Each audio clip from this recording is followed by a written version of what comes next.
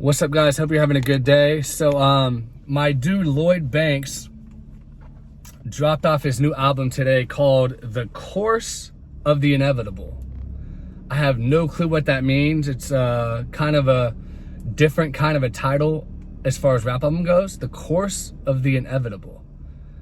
Is he saying that he's on the course to do what's inevitable? I don't know. That's quite the title. But what I want to do today is I want to do a sales prediction on what I think it's going to sell in the first week. And listen, Lloyd Banks has taken a long hiatus. I've been listening to Lloyd Banks since his debut album, The Hunger for More, came out in 2004. And I love that album. I still listen to that album to this day. I think it's fire. I mean, I loved it. And even when Rotten Apple came out, I didn't like Rotten Apple as much as The Hunger for More, but I thought it was decent, and the critics really shitted on it. But I thought it was better than what they were saying. And then after he put out Rotten Apple, he went on a super long hiatus and didn't drop until Hunger for More 2 in 2010. So there was like I want to say like a 4-year gap there. And then now it's been 11 years, which is unheard of, to not drop him an album. And I know he's done mixtapes, quite a few mixtapes, but even if you count the mixtapes, he hasn't dropped a project in 5 years, since 2016. And I actually listened to his last mixtape, and I thought it was okay. But it's good to see him working again. The only thing about Lloyd Banks that bothered me, and you guys, let me know what you think in the comments on this, but his voice changed. Like, after The Hunger for More and maybe Rotten Apple, it just completely, it got like gruffer, and it was super strange. I don't know what happened to the guy. Maybe he had surgery that I didn't hear about, like that one guy that was with Dr. Dre after the car accident or something. I don't know. But it's just, I find his voice a little tougher to listen to now. I used to love it. This sounds a little homo, but I used to love his voice on Hunger for More. And then after that, it just kind of it was hard to listen to. You know what I mean? Like, voice and rap matters, in my opinion.